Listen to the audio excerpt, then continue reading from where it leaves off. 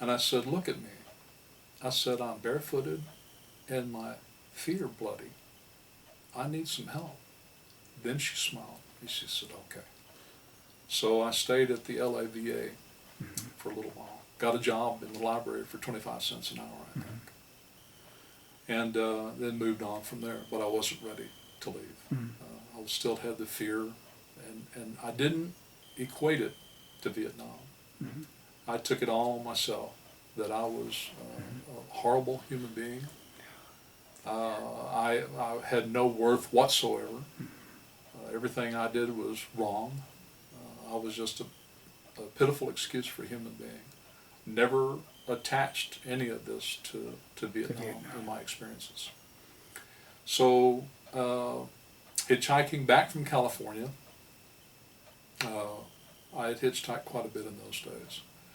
I ended up under an overpass in Lordsburg, New Mexico. 25 degrees. I had California clothing on, short sleeve, slacks, no coat, had a big suitcase, no cold weather gear whatsoever. This was the end of 1979, beginning of 1980. I'm pretty sure that's it. I have a journal that I kept. I did a lot of writing, and I kept the journal and I published it as well. And none of it referred to Vietnam. It was just about this internal fear struggle. Ended up under this overpass. Cold, very, very cold. There was another person under the overpass with a sleeping bag. I did never talk to this person, but I knew that they were over there. I literally tried to crawl inside this giant suitcase I had. I was so cold. It was one of those really large, I did the best I could. So when daybreak finally came, I was shuddering from the cold. It was 25 degrees that night, I found out. I went down to the Interstate 10, a pickup pulled over. And guy said he was going to Lordsburg. He offered me a ride. And he said, what are you doing out here? And my reply to him was, I'm trying to get my ass back to Texas, which is where I think I belong.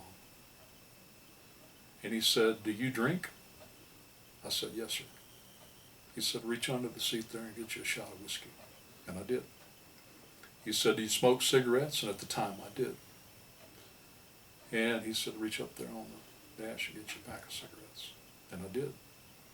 And then he says this, I'm the sheriff of Lordsburg.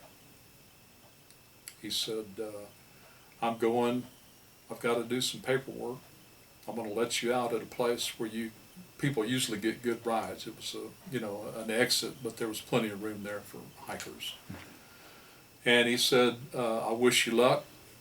He said, if you get a ride, I wish you well. If you don't, I've got to do some paperwork. I'm going to come back out here and check. If you're still here, I'll take you to breakfast. How's that sound? Well, hungry. I'd been 2 days on the road. It had never taken me that long to hitchhike anywhere before this time. It took, in 2 days, I'd gone from basically San Diego, California to Lordsburg, New Mexico in 2 days. The night before, I had walked through Gila Bend, actually came up to a mission. I could hear people inside the mission. I knocked on the door. Nobody answered. So I kept walking. So I got a ride with some people going to Houston, and that I've always felt was a turning point for me. That was where I had finally realized, well, I don't know what I'm going to do for the rest of my life, but I don't want to do this. No ID, no clothing, no place to go, nothing. I just did not want this. I didn't want to sleep under an overpass for the rest of my life. So from that day on, it was never really peaches and cream and a bed of roses, but I left that fear behind there. That's what it took. Seemingly, that's what it took for me. And I've told people before, a lot of people can get hints, and, get pointed in the right direction. But for me, for whatever reason, you got to pretty much hit me on the head with a 2x4. That was my 2x4 hit right between the eyes, man. It was like, I don't want this. I don't know what I want, but so I went and saw some friends of mine. I remember clearly one of them put his arm around one shoulder and the other on either side of me, and they said, "You can stay here as long as you want. You can stay here with us." So shared a room there. Then I started walking around the neighborhood. I had no transportation. I started walking around. It was in an industrial area in close proximity to one. So I would go door to door every day and expand my circumference until I got a job. When I got a job, I got a efficiency apartment, not at the same place, but really close to where my friends were at. I remember hearing on the radio, it said, lonely, depressed, call Veterans Outreach. I was furious. I cursed the radio and basically said, where were you? Where were you during the drinking and the smoking and the hitchhiking and the bloody feet and the fear and all the things I didn't understand? Where were you? So I was angry. But it didn't make me bitter. But at that time, it was the idea of somebody saying, are you lonely? Are you depressed? But yeah, I've been that way for some time. So kept going with my life. Went up to Lufkin, Texas, close to where I was born in Nacogdoches. And I stayed with my dad for a while. I got a job up there in Lufkin Industries. It was a place that manufactures the pumping units for oil well pumps. And stayed there and met my wife there, which I later divorced.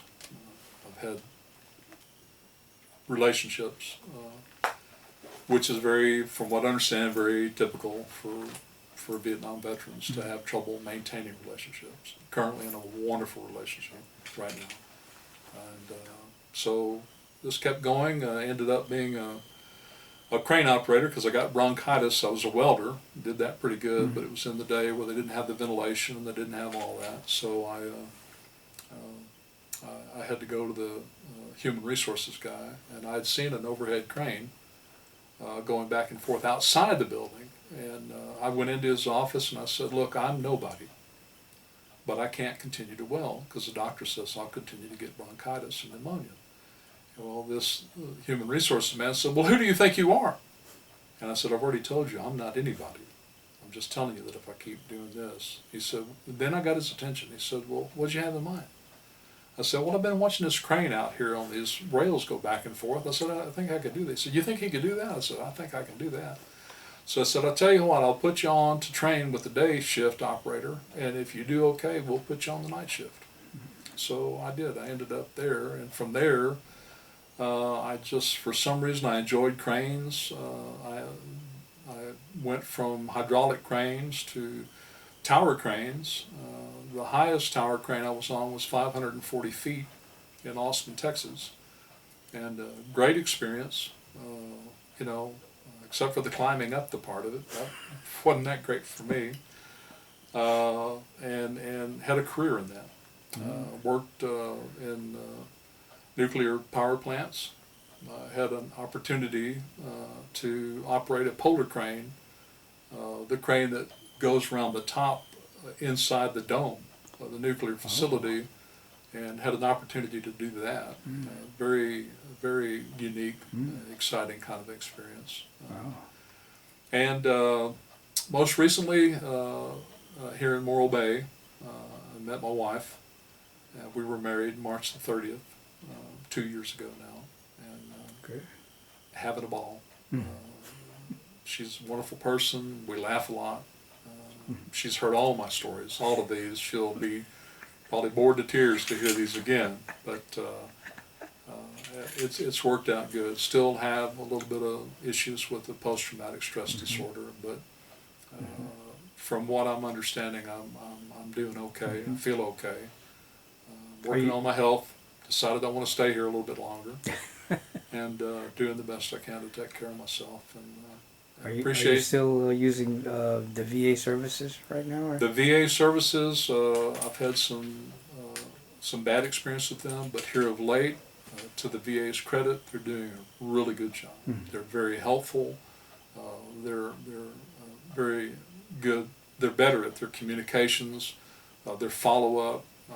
The service and the care have been really appreciated, and they're doing a good job.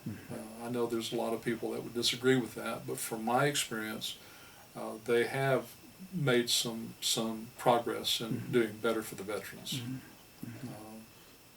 So I'm thankful for that. This is kind of a funny question, only because of your tremendous experiences in the service. But did you learn? It seems like everything you've learned in life, most of it comes from being in the service, getting along with people. I don't know, being in combat. You must have I learned think a lot of things. perseverance. It's definitely helped me with perseverance. It's helped me to, I feel, not overreact to some things in life that seemingly are not that important. And truthfully, if you're in life and death situations, and you look at, am I going to have enough money in the bank for this? I mean, it's important, but you'll make it. Yeah. You're going to be okay. And my wife always gives me a funny look when I say money, no problem. I got that from a friend of mine many years ago in Houston. Neither one of us had anything, nothing at all. But that's what he would always say, money, no problem. So I would say that. And one other thing, my aunt, I wanted to make mention of my aunt. She saved 35 letters that I wrote to her when I was in Vietnam. I told you this earlier. And she asked me if I would like to have those letters 33 years later after Vietnam, and I said I would. And she encouraged me to get them published, so I did. It was called 35 Letters from Vietnam, thanks to my Aunt Annie Ruth, who's still with us, still living in Houston, Texas. And I didn't edit these very much at all, and I'm almost, in a way, ashamed of them, because these are the thoughts of a young, naive 19-year-old kid. Well, that's incredible. But still, when I dictated these into a word processor, I don't like the term closure. I never have. I think it's just a popular thing. But I really had a sense when I finished reading these into the word processor and ultimately got it published that closed that book. Of course, that book will never be closed because those experiences are a part of me. But I want to thank you again, Steve, for giving me the opportunity to tell some of my stories. It's really something I appreciate. Thank you. Likewise, and I appreciate you taking the time. And this will be a wonderful collection for the Library of Congress and for the country. So thank you. Well, wonderful might be an overstatement. Okay. It'll be there, though. It'll be there. It'll be there for people to see. Yeah. Okay. Signing off.